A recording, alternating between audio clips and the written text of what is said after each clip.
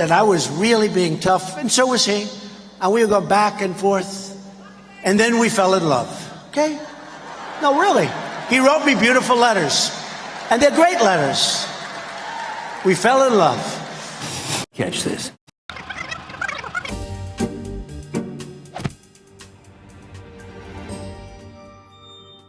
Iran has reportedly test-fired a medium-range ballistic missile. The Shahab-3 missile traveled nearly 700 miles. Iran has exploited the goodwill of nations and defied multiple Security Council resolutions in its quest for a robust ballistic missile force. The United States will never stand for this. They can't be testing ballistic missiles. They can't do that. This administration has been firm on its position that the nuclear issue has to be addressed together with Iran's missile proliferation. Turning now to more breaking news overnight. North Korea firing a barrage of short-range missiles into the Sea of Japan. These are short-range missiles. We never discussed that. We discuss nuclear. What we talk about is nuclear. Those are short-range missiles, sure. And a lot of other countries test that kind of missile also. He likes testing missiles, but we never restricted short-range missiles.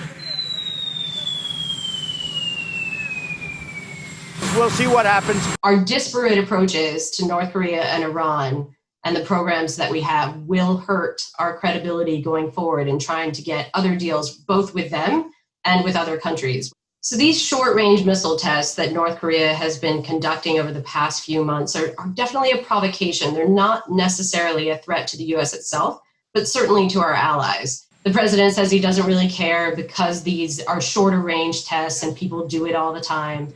I have no problem. We'll see what happens. But these are short-range missiles. They're very standard. These tests demonstrate North Korean ability, continued improving ability to threaten our allies in the region. And it seems like the president is more interested in leaving space for diplomacy than actually, reacting in the way he probably should to these provocations. I can understand how the Prime Minister of Japan feels. I can. It's different. He has done short-range, much more standard missiles. A lot of people are testing those missiles, not just him. A lot of people are testing those missiles. We're in the world of missiles, folks, whether you like it or not. The kind of attitude coming from Washington that this isn't a big deal is not a good way to assure our allies that we are committed to our extended deterrent guarantees. Unfortunately, this administration picks and chooses the parts of laws and agreements that it wants to focus on when talking about these proliferation problems in North Korea and Iran, and dismisses others that don't really work with the narrative they've created.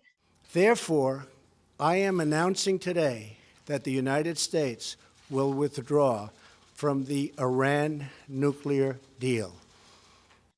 Despite the urging of experts in its own government and our allies, decided to walk away from the most comprehensive and intrusive nuclear agreement ever created. And this deal was working. And even after the Trump administration abandoned the deal, it continued to work. As of today, I can state that Iran is implementing its nuclear-related commitments. We have had access to all the sites and locations which we needed to visit. At the same time, they have continued their missile testing program, about 3 to 5 launches a year, in addition to their space launches, which a lot of people are worried about have dual-use capabilities. Iran has been on a testing spree and a proliferation spree, and this must come to an end. The inconsistency is dangerous because both countries are observing what's happening, and either the North Koreans can obviously see that we walked away from what, from all intents and purposes, was a really good deal, and would have every reason to believe that we can make a good deal with them and then walk away from it.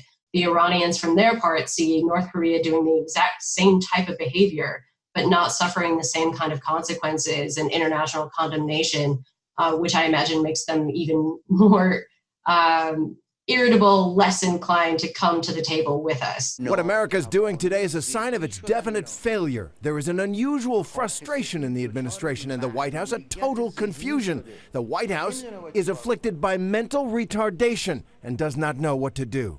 It's hard to do, to have a consistent approach across the board, but the Trump administration doesn't even seem to be trying to have a clear and consistent set of talking points or even set of plans when it comes to dealing with very similar proliferant threats. And lest we forget, North Korea has nuclear weapons. Iran does not have them, has never had them.